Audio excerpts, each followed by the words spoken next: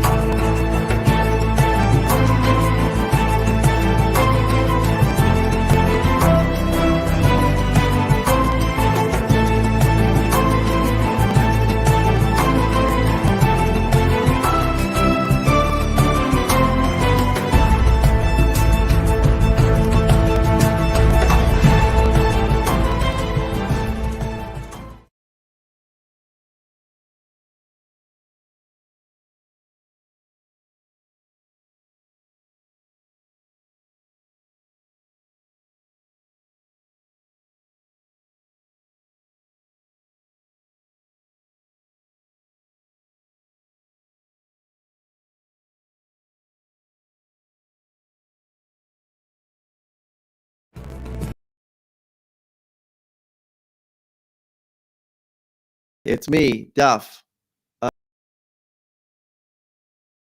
Are you there?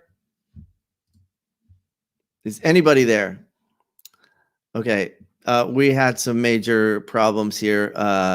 Facebook is on my butt. I don't know what's happening on Facebook, but I think we're live on YouTube. Mark, are you there? Yes, you are. Oh no. Oh, I don't think we're on Facebook.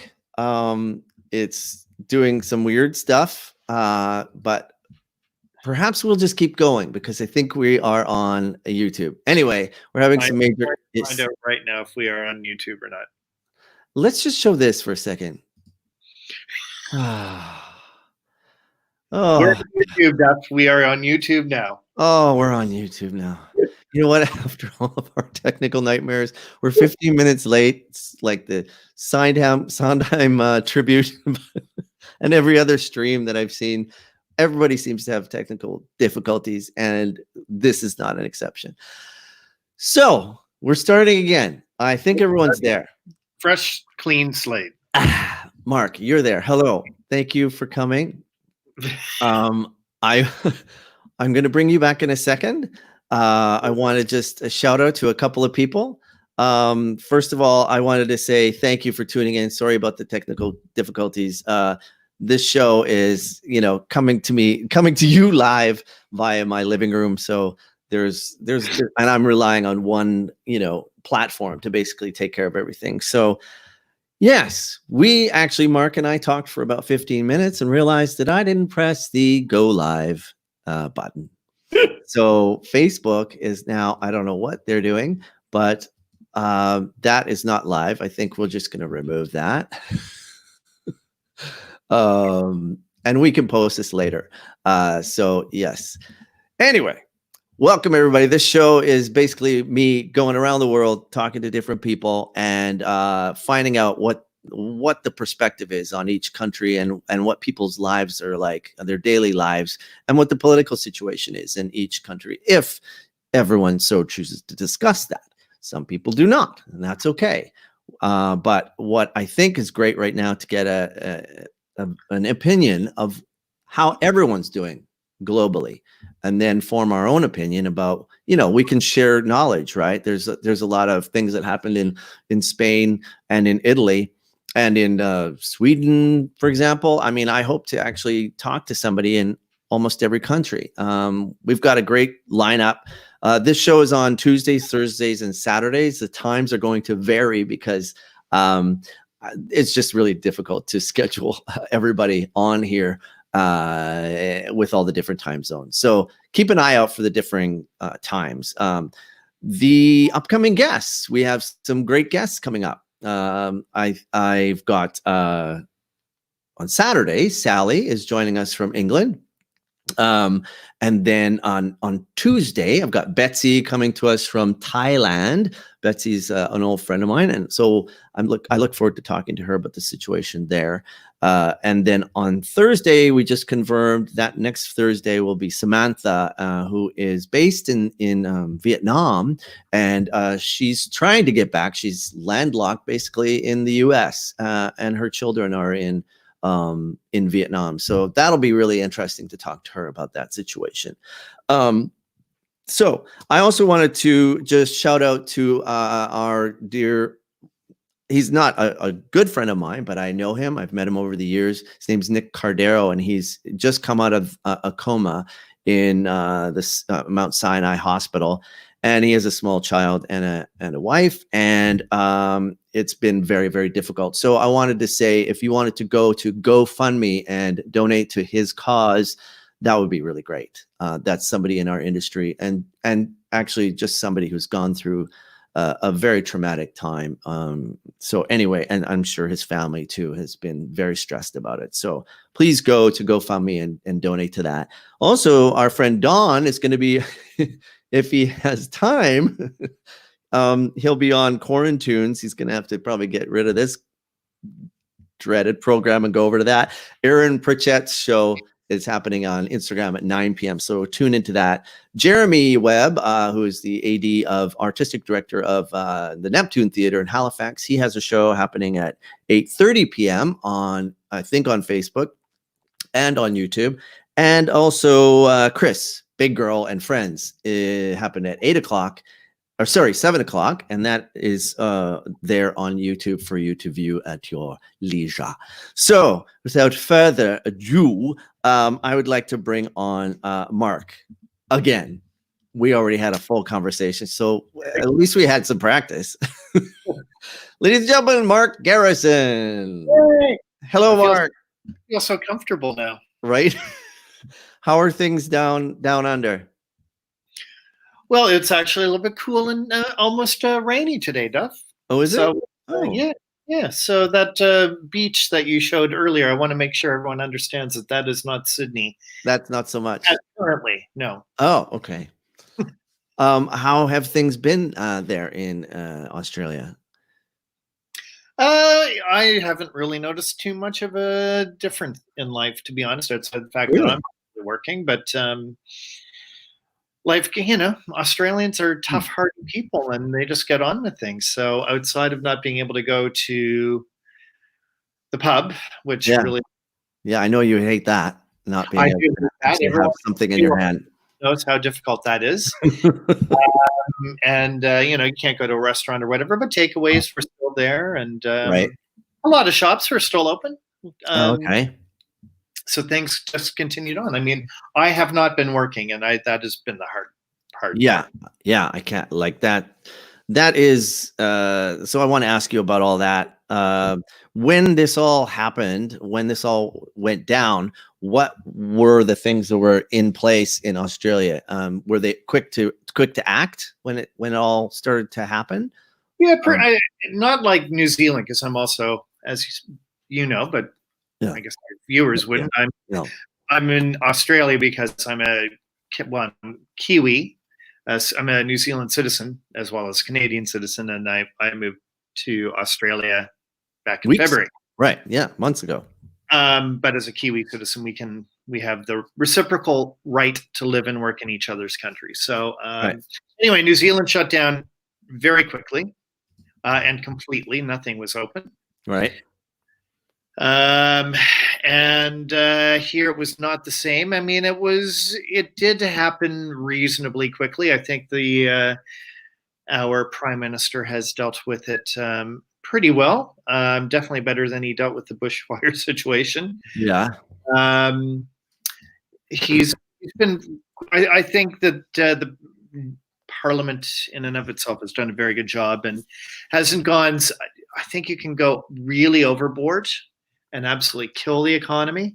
So I think they've been good. Right. They've been cautious, but things are opening up here. Everything is opening up in New Zealand as well. So right. Today, actually, we can go to the pub. They're only Yeah, I think they opened today. So certain numbers of people. Right. I think That's very kind of little people. so what's weird is that that's happening here too. Today actually released the first sort of stage, and I walked down the street today and saw people actually sitting. People are allowed into certain places under controlled circumstances. Like I've seen, not everywhere, that's for sure, but our case, our cases and deaths are way higher than Australia, and so kind of concerns me a bit. Relatively, I think they were relatively low here. Yeah. But I sort of do have one, that controversial view that you got to open up. Yeah. Whether it's safe or not, you gotta open up, because yeah. Right now the government is paying my salary, and I mean the government, and I'm very thankful for it. Right. So did you have to apply for funding for relief, basically? Or did it just come through your work? You had to fill out a form, you send it into your company, and then it basically, the government. It's a 6-month program, right? And I mean, it's not been without its challenges. I think here in Australia, I mean, the rules seem to change quite a bit and stuff. All I know is I'm getting some money, and I am, again, very thankful for it. Yes, yeah, and you have a job to go back to, right? Like a lot of companies are actually closing. It's called a job keeper subsidy program. It's the job keeper subsidy program, and it is intended to help those companies who have at least, I think it's 30% drop in revenue, maintain their employees, right? So that when things do open up, they have a job to go back to. So that is the whole point. And yes, at this stage, I have a job to go back to. I have, unfortunately, I did receive news yesterday that I've been stood down for an additional 2 more weeks. So in total, from when I got stood down until when I will hopefully be done being stood down, it'll be 8 weeks. But I don't know. We'll see. It might be a little bit longer than that. I mean, I am a flight attendant, so it could be longer. Who knows? Yeah. We had our friend Don on the other night. He was talking about like crazy things that happen on the plane. What people do and the nasty things people are up to when they fly. And somebody piped up and asked him, what's the weirdest thing that's ever happened? What's the weirdest thing that's ever happened to you as a flight attendant I mean, COVID was just, it is,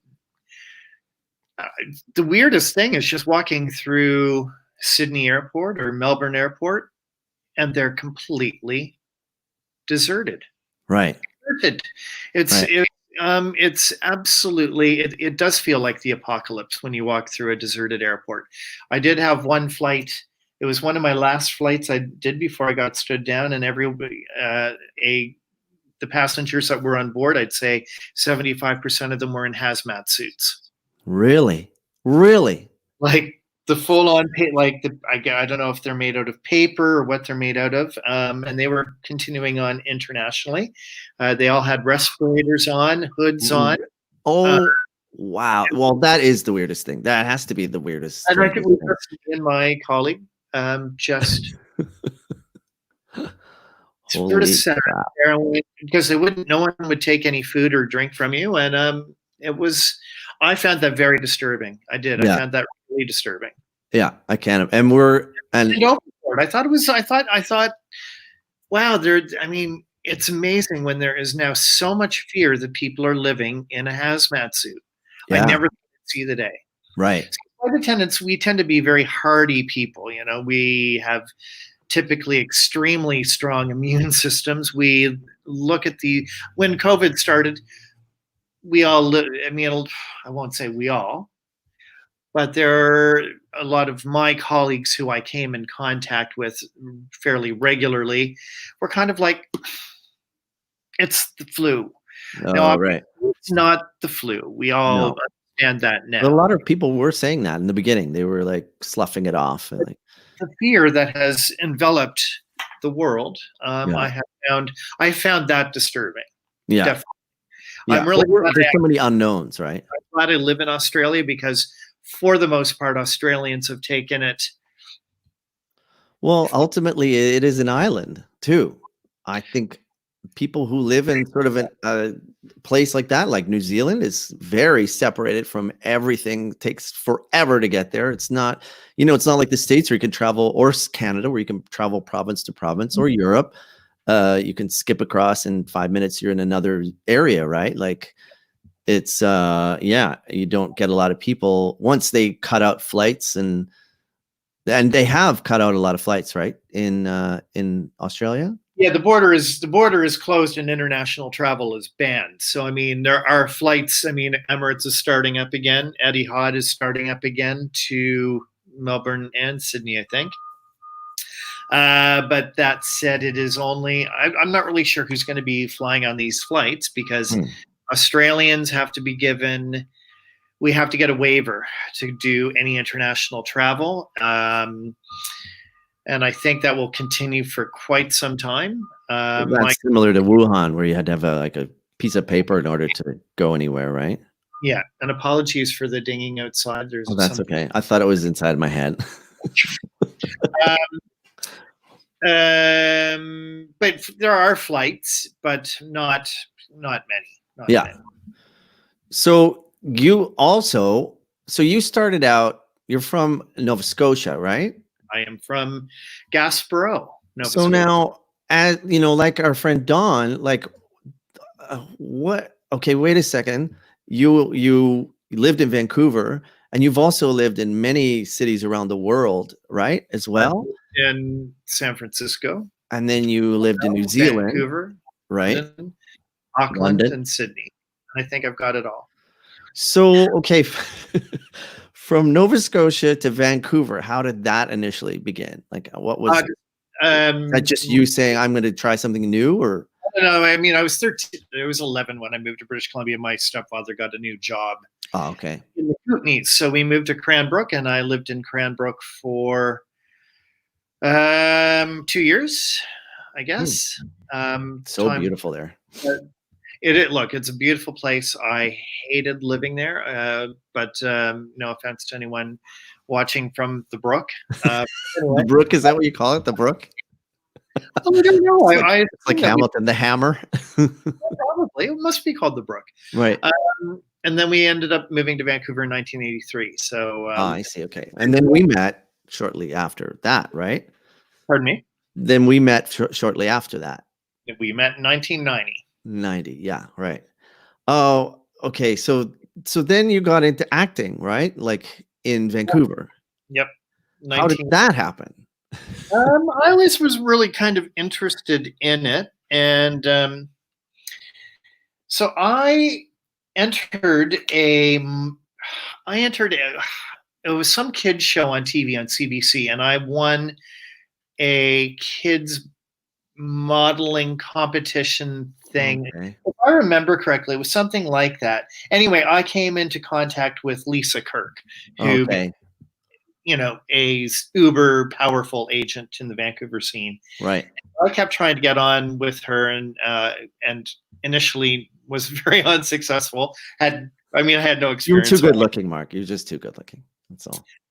But somehow over a couple of years, I ended up getting, I don't even remember how I got an agent, but anyway, I persevered and I got an agent. I think I immediately went to Haynes Talent. Oh, yeah. Okay. Robert Haynes. Yeah. Classic of the Vancouver scene. I mean, he was around many years and very powerful agent at one time. Yeah, I think he was my agent too at one time. Yeah, because through you. Yeah, and then became 21st Century Artists, and so then I went to Kirk. So I was around the scene for a long time. Mm-hmm. And then, but then you lived in Toronto too, also, for a brief time. Brief period of time. Yeah. What brought you to Toronto? I just wanted to change. I think Vancouver. I had just come back from 6 months in India. Right. And knew I was done in Vancouver. Had sort of, I think a lot of people reach a point where I need a change.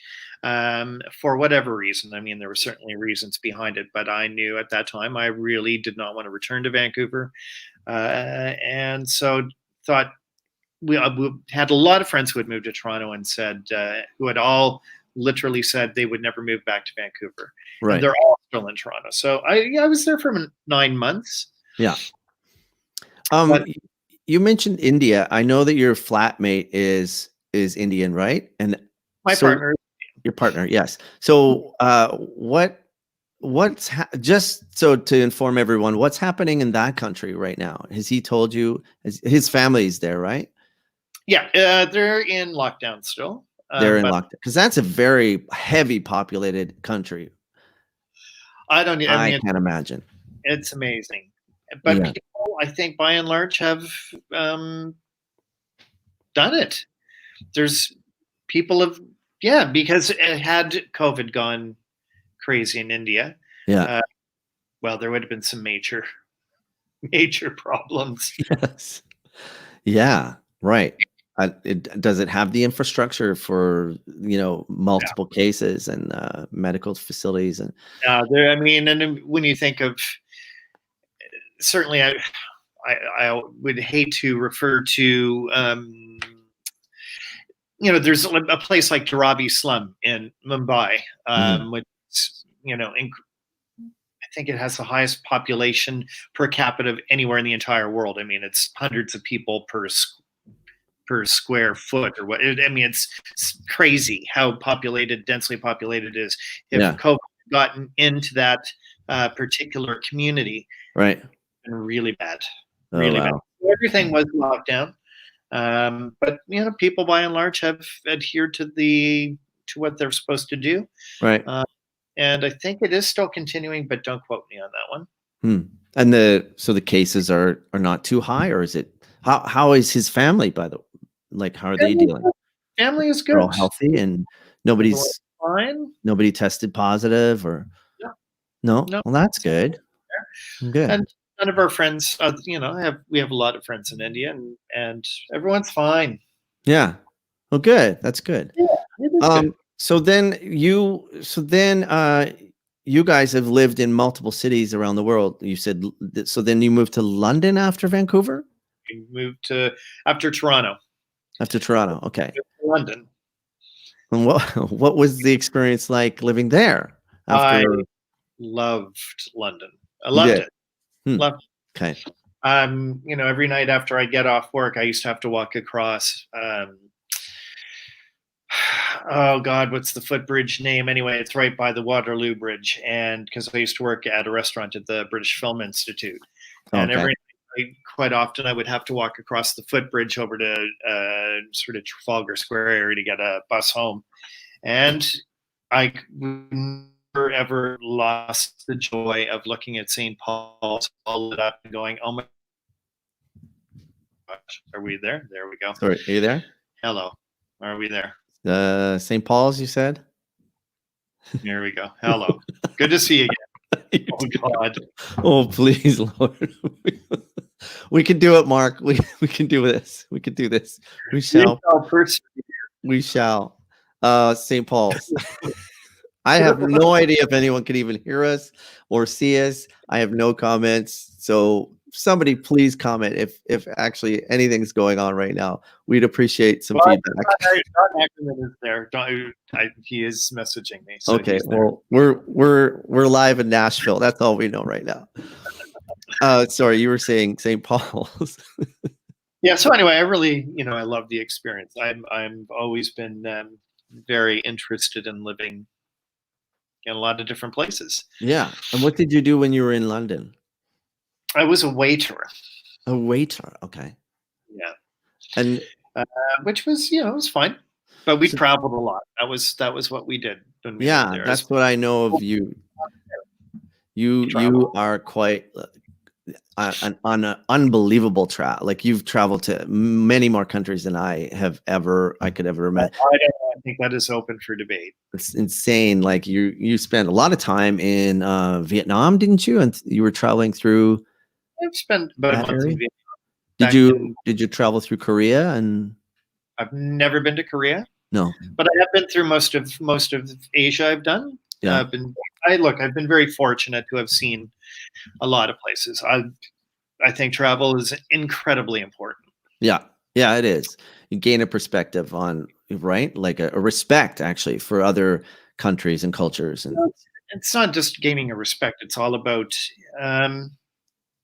educating yourself and yeah. realizing that you're not the only person in the world, and Yeah. that there are different ways to live and different ways to think, and Yeah.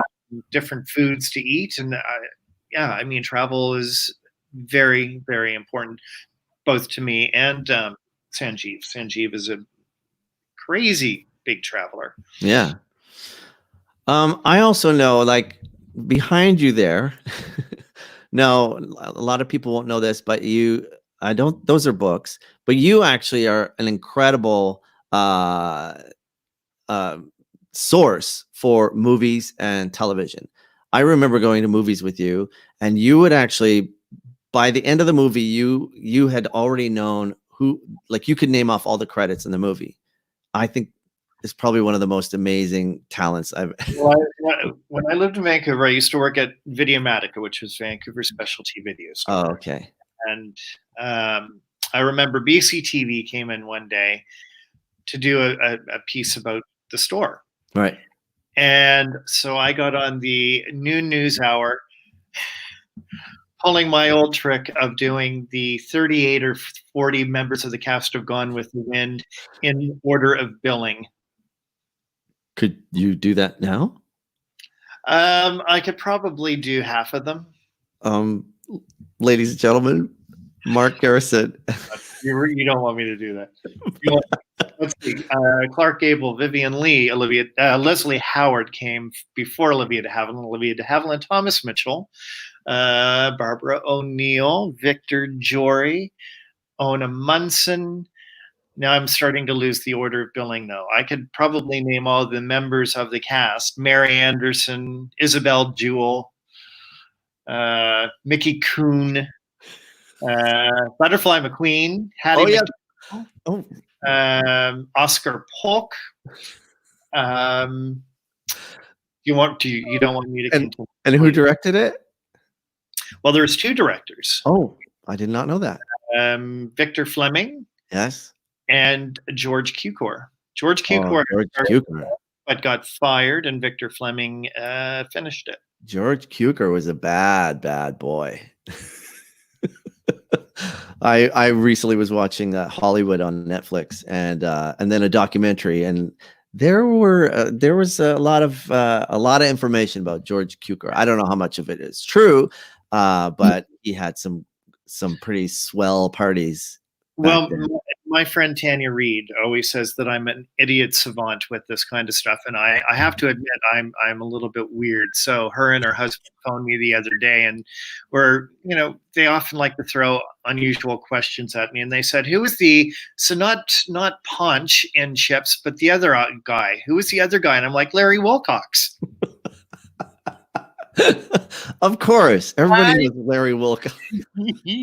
I don't know. No, I know Larry Wilcox, but anyway. What about Sanford and Son? Would you happen to know who starred in Sanford and Son? Well, that was Red Fox. I cannot remember the son's name, but yes, it was the Red Fox. Wow, show. We've stumped you. Wow. I hated that show. I never liked that show. I actually liked it. I don't know. For a little guy in Saskatchewan, I don't know why. I'm a huge fan of bad movies. I love bad movies. 70s television, 70s music. So there you go. I guess I'm showing my age. What's your favorite? Well, hello, Kettle. What's your favorite movie of all time? Rosemary's Baby, I think. Oh, really? I love it. Creepy as hell. Mia Farrow is amazing in that movie. She's amazing. Yeah, well, she is amazing. I saw Dracula when I was, I don't know, I must have been 7, the old Dracula, like the black and white. And from that moment on, this just goes to show, be careful what you show your children. From that moment on, thought Dracula was under my bed and also in my closet. And I remember when my mother turned out the lights in my bedroom, I was terrified of But Dracula. you like things coming to suck your blood? What's that? Well, that came later in life. Don't you suck my blood. So over the years, Mark, you have actually also become a writer. I'm sure all of this like incredible knowledge that you have of pretty much everything. You're a walking computer. It bleeds into your writing, and I'm so glad actually that you've become a writer after all these years, because I think it's a shame to waste that knowledge that you have of all these different countries. And that's why you're a perfect guest on here, because you have actually firsthand experience of being in a lot of these places. And so I had like, so these articles that you have posted here, can you just explain to everyone what they're all from? Well, I did Looks super the interesting. journalism program at Langara College back in Vancouver. So I have that background. But when I moved to England as well, I went and did a couple of courses at the London School of Journalism. So one of the courses I took was a travel writing course. Anyway, I moved to New Zealand, and Express Magazine, which is the national gay and lesbian newspaper. Yes. Looking for a news writer. So that was my first shot at writing news. So a lot of the stuff that you've actually posted there, which is all posted on my Facebook page, Mark Garrison Writer. Yes, I actually posted on the bottom here. A lot of those are actually the news stories there. But then I just sort of moved into doing food writing, which I really enjoyed, coming out of a lot of years of working in the hospitality industry, and then travel. Right. But I am I'm the laziest person in the world. So I haven't been writing. Doesn't sound like it. Sound like you've been pretty busy. That's the one sort of thing about this whole COVID thing. I mean, I look at all of these people. It's sort of an interesting time. As Charles Dickens so aptly put, it's the best of times and the worst of times. Because when you think, in about a couple of years, we'll all think back to that time longingly when we had nothing to do. Yeah, right. I mean, it's quite amazing. Yeah, everything's stripped away. Stress. There's just no stress. Yeah. And just relaxation and sleeping and eating and unless you're a frontline worker though, or unless you're running one of these businesses, or you lost your business, or you're frontline worker, or from my perspective, or you're working in healthcare or whatever. Yeah. For me, I've just been sitting at home and not creating. Right. That, but I don't feel at the same time. I feel kind of down to, like, I don't know how to put it. I'm just not engaged enough with the creative side of things right now to be creating. Yeah. Which is why I'm have a lot of admiration for people like you who are constantly creating. Who are insane. You're insane. I don't know why I do this to myself. Actually, I also, it's the same when I put together a show, like a one-man show or a cabaret or something, and then I realize, oh God, I have to get musicians and I have to rehearse. Oh, it's going to cost me, like, it's like a snowball into craziness. Knowledge, and I don't have that. I just what don't did you say, Mark? I don't have the. Oh, you don't have the oomph to. Yeah, it's in your blood. Like I have to always be creating. My parents were like that.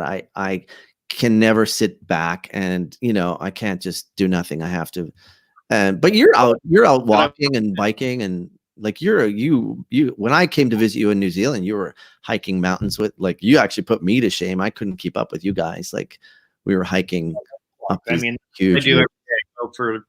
I've lost about 7 kilos, which is great, and have explored a lot of the city since we've moved here. Sydney was a city I didn't have a particular love for before we moved here.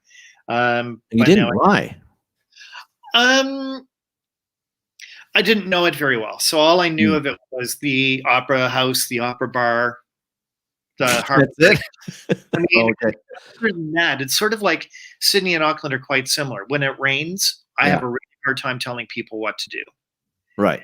When it's sunny, man, can I show you Sydney?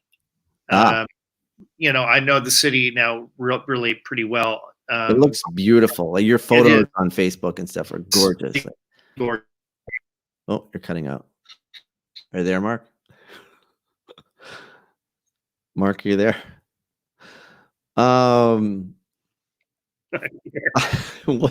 Here's the thing. What do you do if your guest leaves? Then what do you do? Sing a song, I guess. Yes, you're gonna have. Dawn said, how many stones is that? Your weight. God. A stone is an English measurement of weight. Wasn't it 1.2 stones or something? I don't know. That's 1.2 stone, Don Ackerman. Leave us alone. We're trying to have a conversation. On YouTube. On YouTube. So you also this article I found really interesting too. This was for where was this posted, Mark? Or where did this published? For a magazine in Hong Kong. In Hong Kong. I did a few pieces for, it's called The Peak. Yeah. So I don't know if it actually exists anymore, but see, that's the thing. I agonize over writing. I think that piece took me, it took me a long time to write that.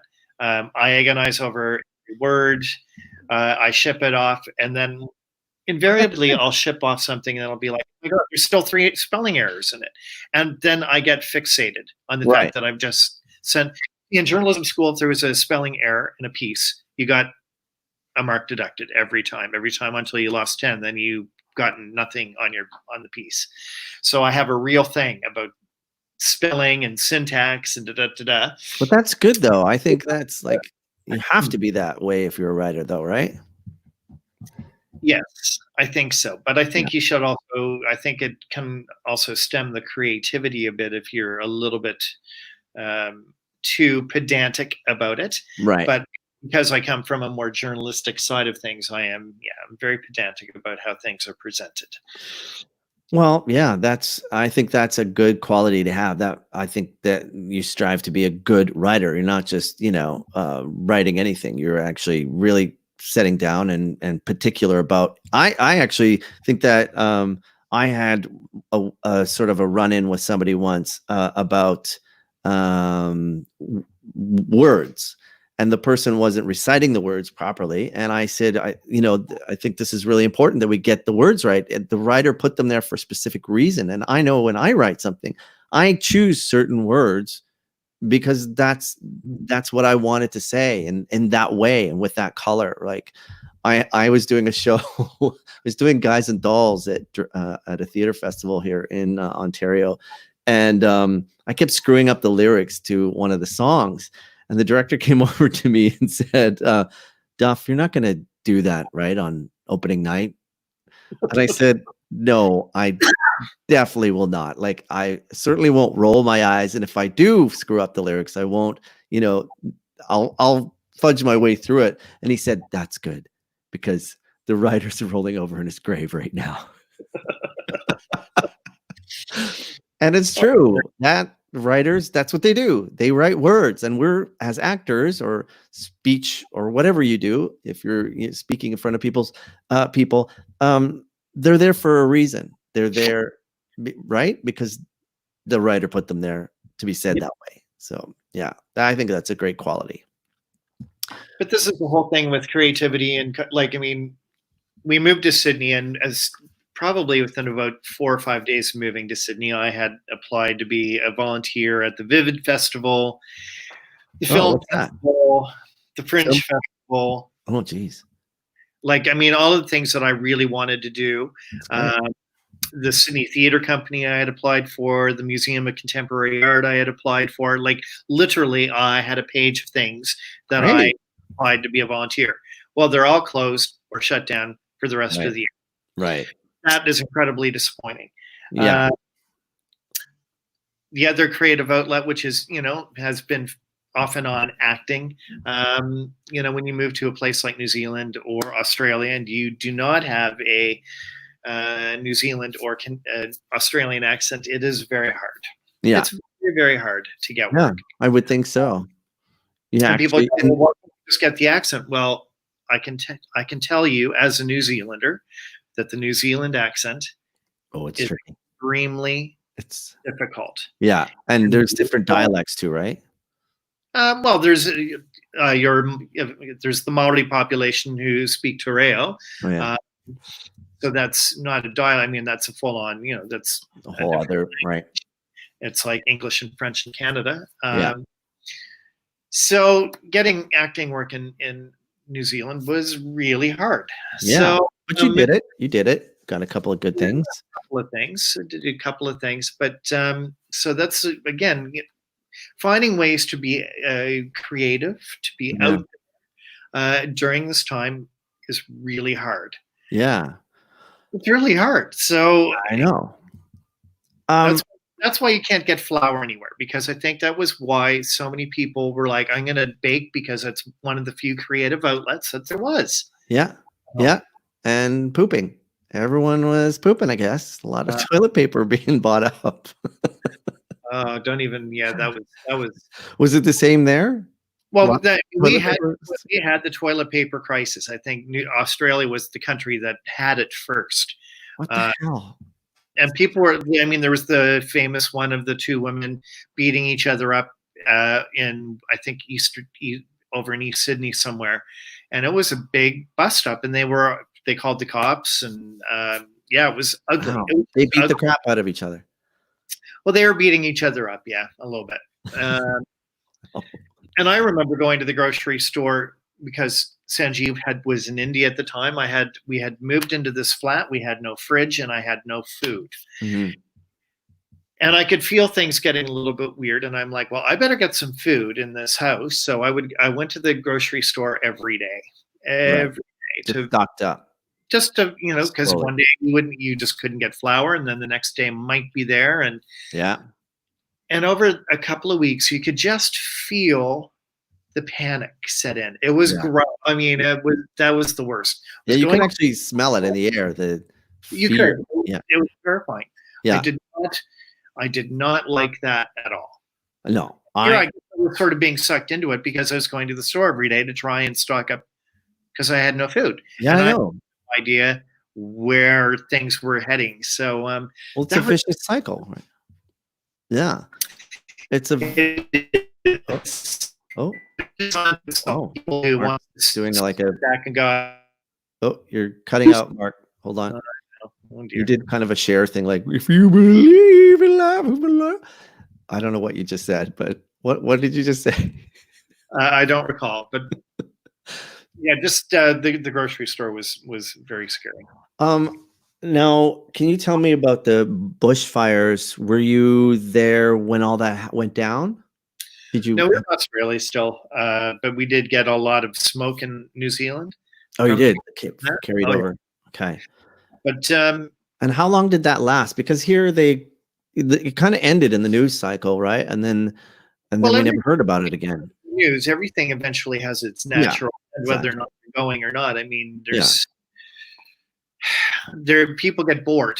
Yeah, yeah. I So think. they're not still burning, because I actually heard yesterday someone. Right after we moved here, we had the worst rain Oh, okay. in like 30 years, something like that. It was Wow. rainfall. I've never seen rainfall like that. It lasted for, I don't know, a week, every day, Wow. torrential, nonstop rain. Holy So it crap. basically put out all the fires. If there's a fire burning, I haven't heard about it, and we watch the news every day. Right. Well, and so I also wanted to ask you about Halifax, about the shooting in Halifax, about the cop that went crazy. Did you know anybody in Halifax, or do you know anybody that was involved in that? Or I shouldn't bring any levity. My friend Brad often jokes that everyone in Nova Scotia is related. It's the old joke. Oh, how are the Rankin family doing, Mark? I mean, they are your cousins, right? No, I didn't know anyone. You can hear your accent coming through. What's that? You can hear your accent coming through a bit. Nova Scotia, the sea. Brown goes little dark and dreary. Oh my God, I'm from Oh, when Saskatchewan. I'm far away on the Oh road. God. Oh, or it's early in the morning and I'm far, far away. Yeah, I'm a Nova Scotian boy. No, I certainly I didn't know anybody, but I mean, Okay. absolutely tragic. And I mean, there's just been Nova Scotia's gone through a hard time. Yeah. Yeah. That Yeah, was if you continue on with that whole horrible. story as well, I mean, the background to that story is just Yeah. Well, they found the guy who actually made the decals now for the car. So somebody actually made them knowingly for him. That to oh me yeah, is screwed up. a friend of his partner Yeah. uh, reported to the police that he had a large stash of illegal guns, and also was um, in fear of her own life because she had intervened on any number of occasions when in the cases of domestic abuse, and just crazy. So there's that you won't. There's a lot of stuff that has yet to be discovered about that, I think, but Oh, I'm sure. Yeah. absolutely terrible story. Yeah, it And is. We're worst in history, Canadian. One of the biggest mass slayings in history, right? it Canadian was history. the biggest. Yeah. Yeah. Yeah. Well, all our love to those people out there as well, and actually all the people who suffered through the bushfires in Australia and who are going through all of this now. Everybody involved, lost loved ones, the first line workers, everybody involved in that. Crazy times, Duff. Yeah, it's Crazy. been nonstop for quite a while, and luckily you and I and a few others went to Mexico before all of this broke down, and we had an amazing time, amazing New Year's, and that was sort of like our our. It was almost like we knew it was coming because that was an incredible vacation that we had. Well, that was one of my favorite trips, and I mean, going back to all of the traveling I've done. I mean, being Canadian, you think of Mexico as sort of your backdoor playground, sort of like Yeah, going to Florida. You don't think too much about going to no, Mexico. no, it's easy for us to go. It's easy to go. It doesn't. It's just part of Affordable. North America, right? Yeah. But this time, we went to Guadalajara, Oh, and yeah, we you traveled all around too, you guys, for Mexico, and we 3 went to weeks? Mexico City and Puebla, and I love Mexico. Really? Okay. And it is a country now that I know Sanjeev wants to go back to time and time again. Yeah. Everything about it was brilliant. So I mean, ending up in Puerto Vallarta which was more of friend time as opposed Touristy. to Yeah. anything else. Yeah. All we But did was drink and eat. Mexico City, for me, it's one of the great cities of the world. It's one of Really? my favorite places I've ever been. Really? Well, that says a lot coming from you because you've been to almost everywhere. Because I was scared to go. So there you go. I mean, that would be my Yeah. lesson to people who are thinking, like to go someplace, but I'm scared. Well, you 'Cause you did. hear that. But Mexico City for me felt completely unthreatening. Yeah. Yeah. So I'm sure there are parts of Mexico City as every's Jane and Finch. Yeah. Oh, Um, yeah. uh, Everywhere. ABC, the Alphabet City in New York, or New York, I've never been scared of New York. Actually, Ever. me neither. I haven't either, ever. I I love that find city it to too. be incredibly friendly. I find New Yorkers bizarrely friendly. Yeah. LA too is very friendly as well. I find Sydney everyone says hi to you on the street. Sydney is too. Yeah. Sydney is a I- super. Somebody said hi to me on my walk today, my daily walk, and I almost fell over in Toronto. Toronto is not friendly. No, usually not. But I have friends that do say hi to everybody. Proud Canadian, but Canadians are reserved. Yeah, we have to take the initiative. You really have to take the initiative. Nobody will, just it doesn't happen often, that's for sure. But I remember Mexico. I actually was when the Y2K thing was supposed to happen, when the world was supposed to end. Yeah. I actually decided I was going to go to the Aztec pyramids, and if I was gonna die, it would be there. And we actually went down.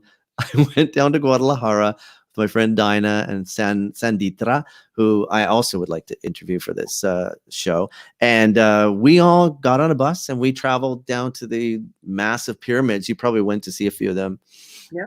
And that was going to be it. We ended up in a place called Pátzcuaro, in this beautiful little magical place. And New Year's happened, and there was massive fireworks, and it was really magical. Like, it was like one of those, like a Pedro, what's his last name again? Almodovar. Yeah, Almodovar. I knew you'd know that. Excellent. That's why I asked you. Carmen Mora. There you go. There's my movie nerd again. I've actually been rewatching his movies. You what? I've been rewatching all of his films. Oh, you have? Okay. Yeah, he's brilliant. Anyway, the whole thing happened there. We were standing at the pyramid, and then, the countdown happened, and nothing happened. And we were like, oh shit. But that trip was worth it. And I, like you, I gained such a love for the interior of Mexico. I'd never really been, on the Mexicans are, well, I've beautiful people. I've worked with Mexicans over many, many, many years, and I got to say, getting a chance to actually put myself into parts of Mexico that I was not familiar with, and eat a lot of Mexican food, Eskimo, like everyone. I heard you had some mezcal. Would you care to tell what your experiences with mezcal? No, mezcal. Can you just tell everyone what mezcal is first? I did eat Eskimoles, finally, which are the ant larvae and ant eggs, and a Mexican delicacy. Finally had a few helpings of those, and they are delicious. Oh. And had heaps of grasshoppers, which I love. Heaps of grasshoppers. Yeah. My the bags of grasshoppers, and they're done in chili and lime. Yum. Wow. Can't wait. I'm going to order some of those. A lot of mezcal. DoorDash has that. Yeah. And so, sorry, mezcal. So mezcal's from ant eggs? No, that's ant eggs are called Eskimole. Oh, okay. Oh, and usually fried, a delicate little thing, right? And you eat and they're quite often served with like guacamole. So, but tell me what mezcal is. Tequila. Well, it is a derivative of tequila. Really, it is not tequila because it's not produced in the tequila region. Tequila, like champagne, has to be produced in the tequila region of Mexico, okay. Whereas mezcal is produced all over Mexico. Gotcha. Okay. But it comes from the same plant. Right. Gotcha. It's very different qualities to it. It's smokier than tequila, typically. Quite smoky and quite potent as well, right? Oh yeah. I won't go any further on that one. I had some crazy nights in Puerto Vallarta with mezcal, and that was like, wow. I might have blacked out. Who knows? I'm not sure, but I have nobody to back me up. That's the problem. Mark, thank you so much for being on here with me. I really, really appreciate it. I'm sure everyone was completely blown away by the journey of the Mark Garrison, because I think your life is up till this point and right now is quite extraordinary. You're living in Sydney and you came from Nova Scotia.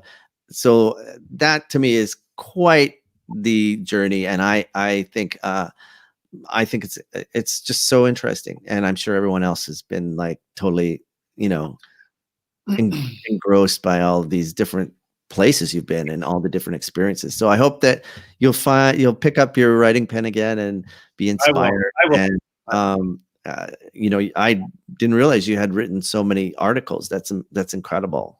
So I'm learning things even from just doing the show, interviewing my own friends.